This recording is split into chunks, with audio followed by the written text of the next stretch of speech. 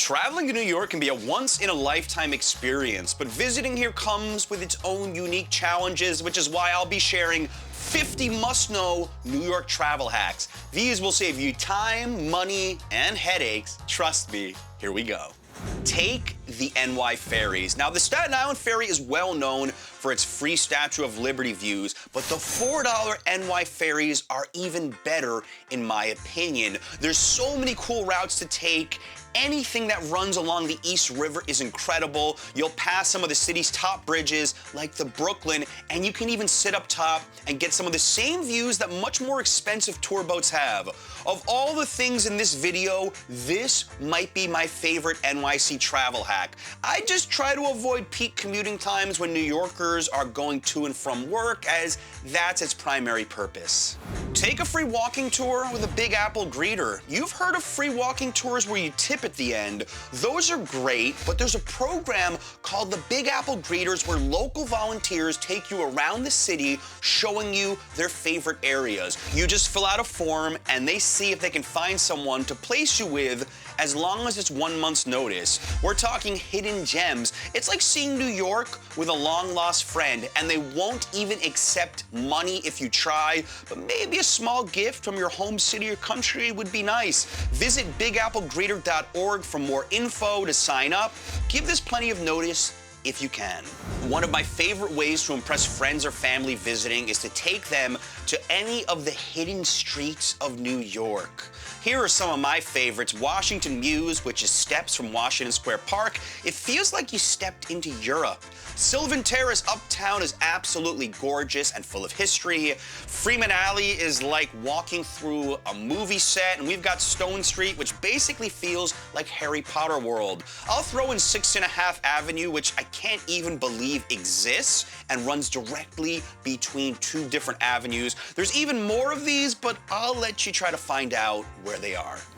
This is an amazing idea that I'd save to impress someone special. People ask me sometimes, what would be the one place to go celebrate something huge? And I tell them Saga in Lower Manhattan. It's gotten 2 Michelin stars, and we filmed at Overstory, which is the cocktail bar 1 floor above it, so I've seen it. You're eating a world-class meal, and then you get free access to the outdoor rooftop, which has some of the best views of the city I've ever seen. It's like going to One World Observatory, but being outside of it. So that's a 2-for-1 trick during warmer months I'd recommend that may leave you speechless.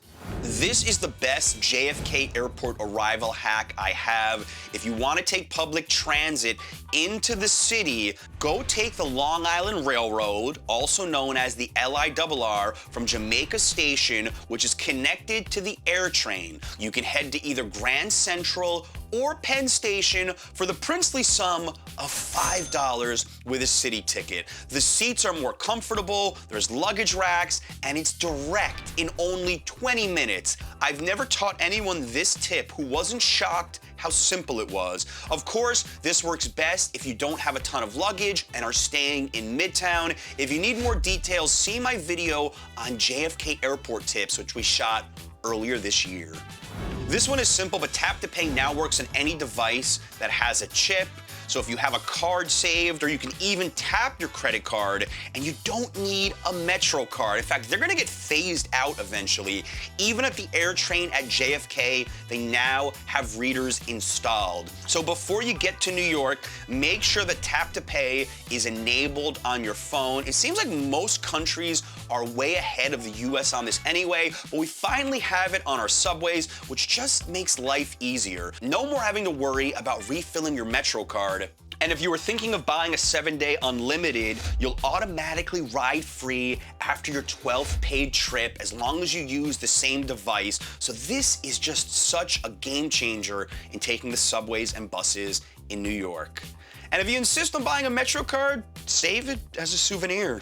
BYOB or Bring Your Own Bottle restaurants are like unicorns in New York because they're so tough to find these days. Locals like to guard them tightly, but if you enjoy drinking while you have dinner, you can save a fortune finding them. Peking Duck House in Chinatown is probably the most famous one, but there's plenty of others out there. Now, some charge a corkage fee, some don't. Some places even let you bring your own beer or liquor. This may be a topic I will dive into at some point in the channel, because if you order enough $18 cocktails when you go out, your bill will get pricey in a hurry.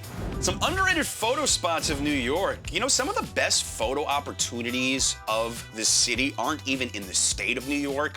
Just crossing the Hudson to go to Hoboken provides you bird's eye views of the Manhattan skyline. From the east side, I love the views at Gantry State Plaza in Long Island City, and Roosevelt Island also provides some unique perspectives as well.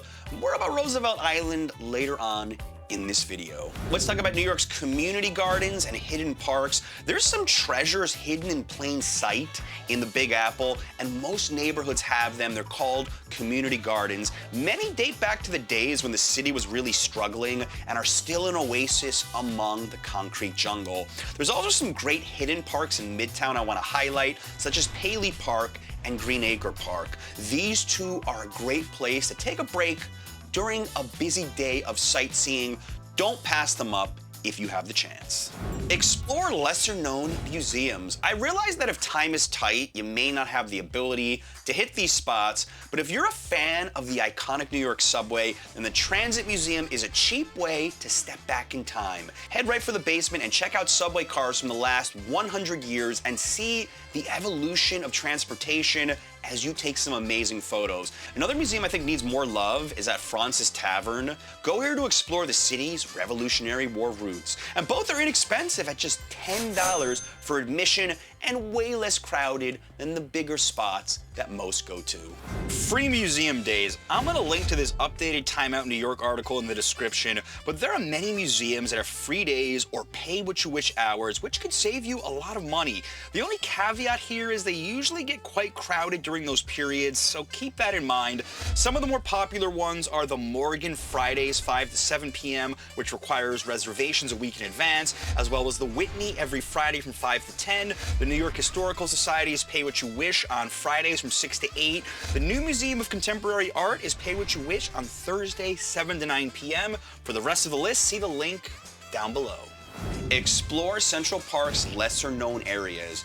Everybody knows that Central Park is a must-visit. Now, you can just scratch the surface. You can find the really cool parts away from the crowds at the bottom. If you have the time, my top pick is the Conservatory Garden with an entrance near 105th and 5th Ave. It's absolutely one of the top free things you can do in New York. And if you want even more ideas for Central Park, check out the entire guide we shot to it. We cover the park from top to bottom. Speakeasy bars. Now, if you're over 21 and looking for some distinctly New York adventures, I don't think any other city on the planet has as many hidden speakeasy bars as the Big Apple. These take you back to the days of Prohibition, and there's usually some kind of hidden entrance situation. But if you're a fan of cocktails, I've seen that most of them actually pay really close attention to the quality of their drinks. We visited one recently called Little Shop, which was hidden in the back of a bodega, and that may have been the most clever one I've seen yet. Their drinks rocked. It's a really great date idea as well.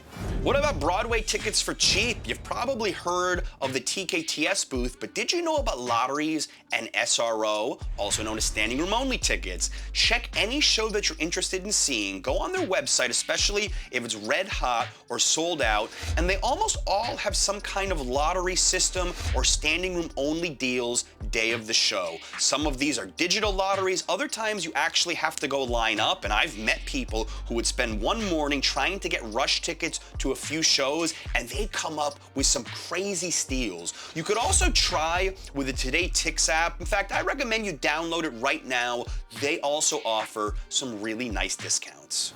Even though we've mentioned this a lot on the channel, taking the tramway to Roosevelt Island from Midtown is still not known to the majority of tourists to New York. Seriously, for the cost of a subway tap, $2.90, you get to soar above the city and then land on Roosevelt Island. We did an entire video dedicated on what to do there with a lifelong resident, but there's some hidden treasures on that place. Most notably, all the viewpoints of Manhattan and the peace and quiet it offers so close to the hustle and bustle. I don't even visit there enough, which is sad, but riding a city bike around that place is pretty tough to beat for a nice morning or leisurely afternoon activity.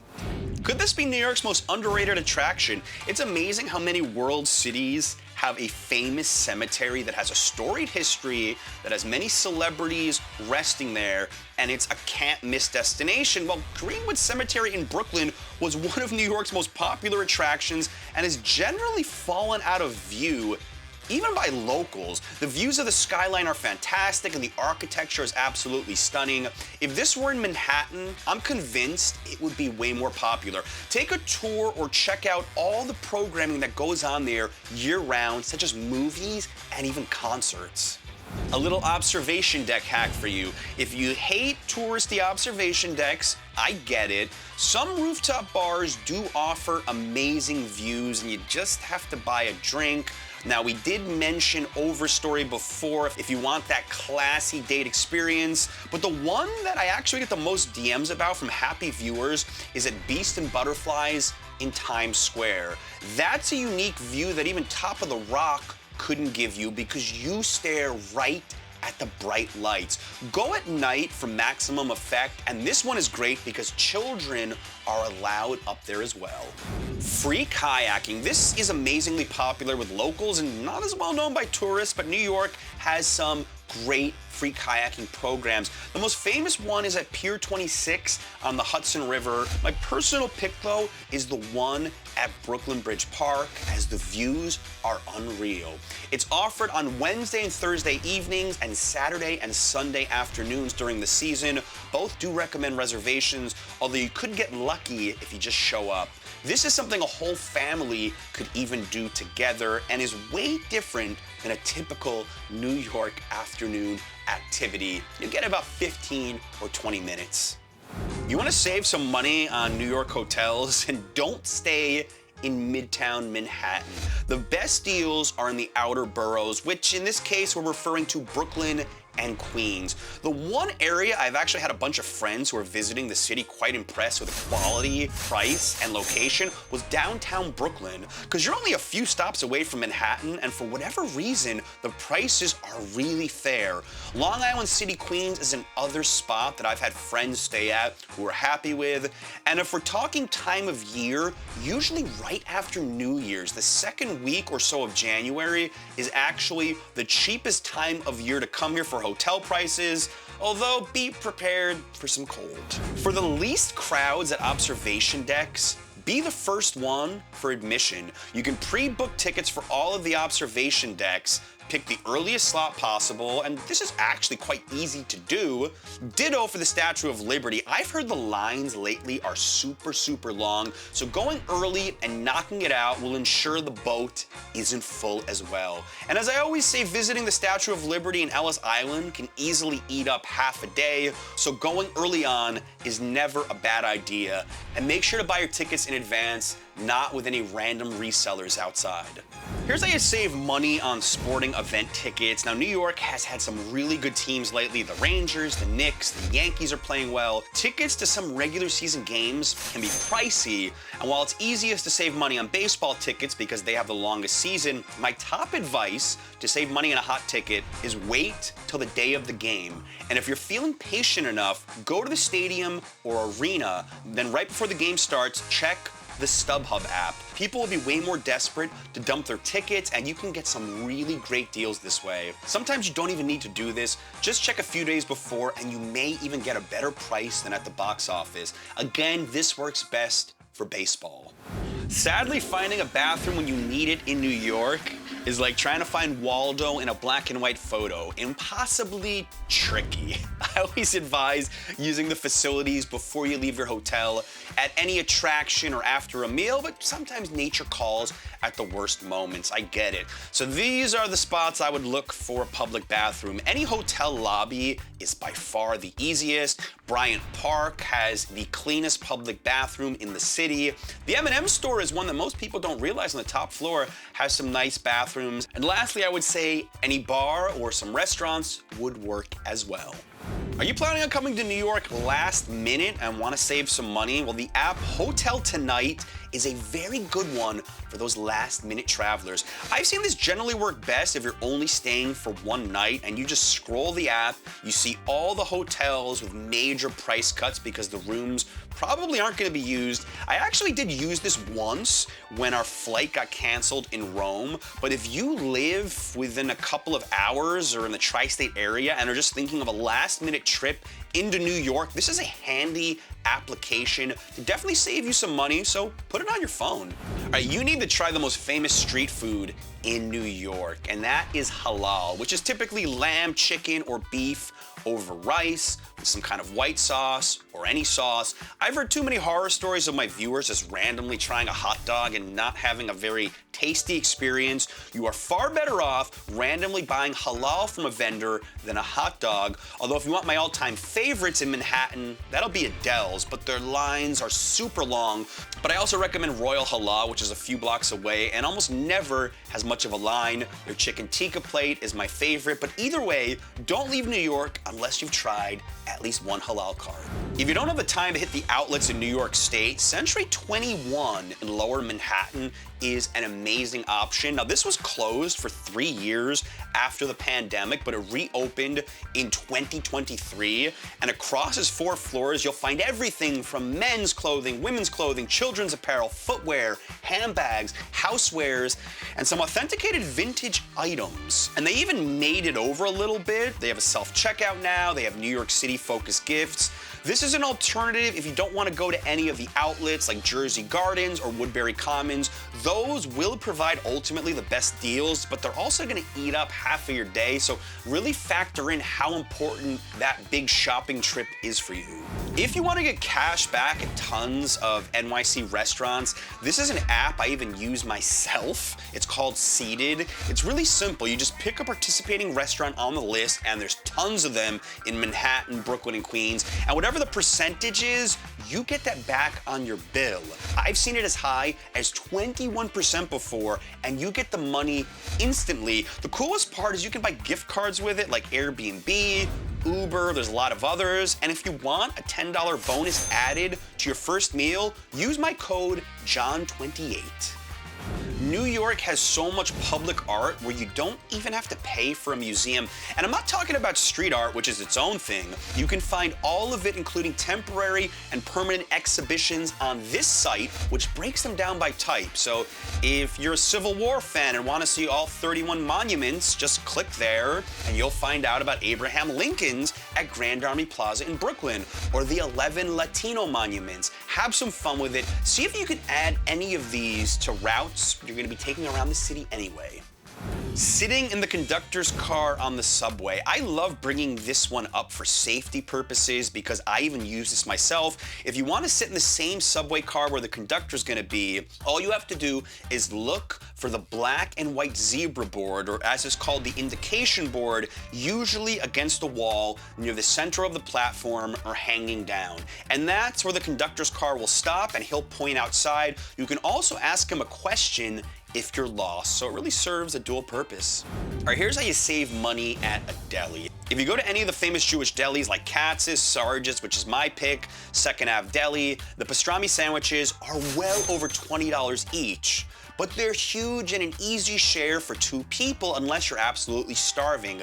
I hear too many of my viewers get shocked about how big they are and realize they probably should have shared one and they don't want to lug it around all day to take back to their hotel. I could personally handle one myself, but it also means I might not be eating anything for the rest of the day. So factor that in if you're going to one of these legendary spots, and don't be afraid to share the sandwiches. All right, here's a must visit: the New York Public Library and the Polonsky exhibition. And while I think visiting the library is pretty common knowledge among many tourists, not all realize that the Polonsky exhibition is now permanent, and this is one of the best exhibits in the entire city, absolutely for free. They have the original Winnie the Pooh Bear in there and a lot of other famous artifacts, like a signed copy of the Declaration of Independence. You could easily spend a half hour inside. This may be the best free rooftop view in New York, and yeah, we really harp on rooftops on this channel because there's no better way to get a feel for just how big New York is. And going right across the street from the public library to the Stavros Niarchos Library and visiting their rooftop is a requirement. It is such a hidden gem and was actually my favorite item on my 50 best free things to do in New York video. So if you need more ideas of free things to do, go watch that as well. What's the best way to get data on your phone in New York? Well, if you're visiting the city from overseas, I recommend getting an eSIM. These are amazing because you can download them in advance with a QR code and have them ready to go before you even touch down at the airport. You can also use WhatsApp with them. They're a great alternative to having to go to a local carrier and getting a SIM card or paying a lot in roaming charges. My personal pick is Olafly. See my link in the description if you want to get 5% off yours. Here's a great cheap breakfast hack. If you go to just about any deli or bodega as they're known locally, you're almost guaranteed to find a cheap breakfast. A bacon, egg, and cheese sandwich on a roll is the iconic breakfast sandwich of New York and definitely won't break the bank. They're usually $3, $4, $5. If you want to eat more and have a sit-down meal, a lot of the classic diners still offer really good deals. My two favorites are Pearl Diner in Lower Manhattan and the TikTok Diner in Midtown. I know some tourists, when they go somewhere, just want to hit the main attractions, and there's others who want to live like locals, and the local New Yorkers need to get out of their small apartments to go to events and activities. The Skint is my favorite site. They have a great email newsletter as well. For anyone who's just moved here, they don't miss anything. All the festivals and street fairs and openings you can handle. Like, I saw the only Greek Jewish festival in the world that happened on May 18th. Time Out New York is a bit more limited, but their website does highlight some cool events and shows as well. I would look at both of those during your trip if you want some local activities. Cash is king. Now, this isn't as true as it was before COVID, but I still run into plenty of eateries that are cash only. A lot of the hole-in-the-wall spots, in fact, some of the best ones in Chinatown, are cash only. It's not that big of a deal to find ATMs, but I always recommend you have at least 40 or 50 bucks in your wallet, just in case you stumble onto something really cool and want to pay for it right away. New York is a walking city. Do not bring new shoes here. Break them in before your trip. If you're not used to walking a lot, pace yourself. Practice before you come here. The last thing you want is heel or ankle pain after 3 or 4 days of walking 5 to 7 miles. Remember, the city is best seen on foot. If you're coming from somewhere where you drive everywhere, prepare yourself. And speaking of walking, depending on what country you're from, this may surprise you or maybe not, but every New Yorker will cross the street without a walk signal if there's no incoming traffic. Or sometimes I even see them jogging to avoid said oncoming traffic. Jaywalking tickets are almost unheard of here, although don't blame me if you're the one in a million that actually gets one. But when you get to Midtown, you'll see people are not waiting to cross if they get the opportunity, and you can feel free to join them. This may be a hack to save you some time sifting through my channel, because as far as food is concerned, my viewers' all-time favorites I keep hearing about are two places: Bleecker Street Pizza and the Nonna Maria Slice, and a hot dog from Billy's. I'm really not surprised by either, since a Nonna Maria is the perfect hybrid slice between a Neapolitan and a New York one, with fresh ingredients and that Parmigiano Reggiano cheese. And then finding a hot dog vendor who is actually gonna have a nice chat with you, ask where you're from, and provide a quality product isn't so easy these days, and that's where Billy, right next to Central Park, comes along and charms all those who stop by. Bring your own bag. Plastic bag bans are a big deal here, so you'll have to keep paying at supermarkets for their bags. I'd personally make a point to buy a really cool tote bag while you're here, or bring one from home if you're gonna do any kind of grocery shopping. Otherwise, you're gonna have to keep paying for new ones. I just want to remind everyone that it's okay to be a tourist. This isn't a travel hack per se, but a mindset thing. I know everyone wants to be a local when you visit New York, but if there's an attraction or 2 or 3 you really want to do, go do them. I've visited almost every attraction in the city, and some of them are one of a kind. Attraction passes are useful if that's your top priority. Don't let anyone tell you to skip the touristy stuff and only live like the locals, even me. There's a reason New York is one of the most visited cities in the world. There's enough to keep you busy here for days if you just want to see the attractions as a tourist. I've actually gotten this tip from a few of my viewers. After COVID, many iconic and popular restaurants allow you to do to-go orders. Katz's Deli is the one I keep hearing about, but there's many others. So even if the spot isn't famous and you're in a rush, place a pickup order on the way back to your hotel. You can do this with DoorDash, Uber Eats. Because remember, if you place an order for delivery, expect at least a 30 to 45-minute wait for most restaurants. So if you do a pickup order, you're gonna save yourself time, and you may save a really long line if it's a spot that's very famous. Here's a great way to save money on takeaway.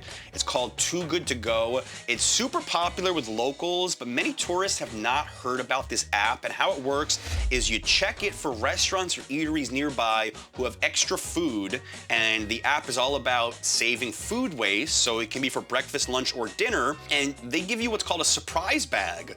It costs like $4, $5, and you pick it up at the restaurant. You don't know what's in there, but I've heard stories of full meals. Sometimes it's a sandwich, a lot of pizza spots will do it, and you're saving yourself easily $10 or $15.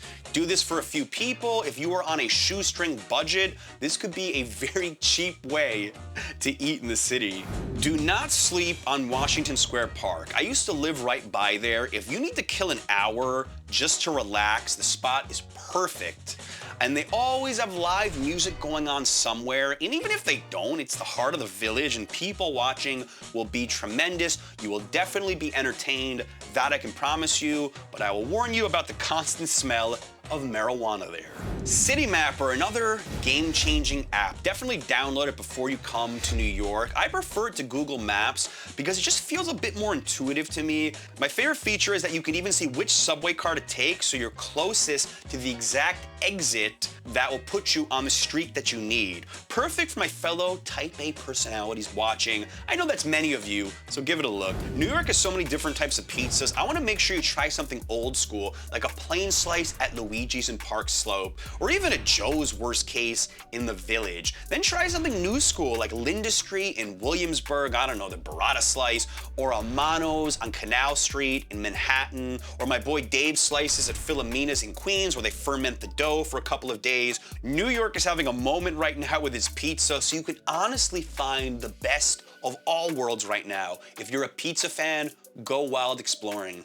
All right, tips for traveling with small kids, which I don't touch on enough on this channel. If you're traveling with small children, not all subways are accessible. Not all of them have elevators, and even if they do, they won't always be functioning. So make sure you bring a super compact, foldable stroller, because you may need to take it down the stairs, and if you're by yourself, you may need to have your child either holding your hand or in your arms when you do so. Now here's a little bonus tip. The Met is actually free for children 12 and under if they can handle an art museum, and they have a new active play and a learning center called the 81st Street Studio, which is under the Met, completely free. There's also tons of playgrounds all over Manhattan and Brooklyn if they need a break, and I'm sure they will. Dress up for summer. If you're somebody that is sensitive to the cold, listen up, because we're not talking about winter. Even in the summer, it can be cold in New York because due to American culture, we have AC everywhere. Broadway theater is gonna be cold in the audience. Even the subway sometimes inside can get a little bit chilly. So if you're sensitive to air conditioning, bring something light to cover up, because even my mom complains about the air conditioning in restaurants every time she visits New York. Be prepared for this. This isn't so much a hack, but a friendly reminder that there's a lot of negative publicity about New York lately with crime, because it gets clicks. This is still one of the safest big cities in the US. The best advice I have for you is if you see someone looking like they're acting unstable, remove yourself from the situation. Cross the street, move away on the subway, switch subway cars at the next stop. Always pay attention to your surroundings. You'll have a great trip, but you have to keep your wits about you here. The biggest thing to look out for is somebody acting unstable, either due to drugs or mental illness, and removing yourself from those situations. I gotta give a big shout out to Atlas Obscura. I love this website. If you wanna know where I find a lot of the hidden gems for my videos, their site and book is where I turn to. So if you get bored with the ordinary, look at their page. They've only got 755 quirky things to do in New York that you really won't find in many guidebooks. Heck, use them in any city you visit to have a little more fun. I've heard countless stories of how this strategy has unearthed hidden treasures, but pick one morning or one afternoon and just explore a neighborhood. The great thing about New York is every neighborhood could be its own city. Too many people cram their itineraries and leave nothing to chance. Let the city inspire you a little bit. Just roam around the city staring at buildings or walk into a cafe or a random shop you've never heard of. Thank me later. Now that you know these amazing New York tips, I want to help you spend your hard-earned money on the right attractions. In this video, I break down the 20 most popular attractions and rank them all, giving you the pros and cons of each. Take some notes and watch this one next.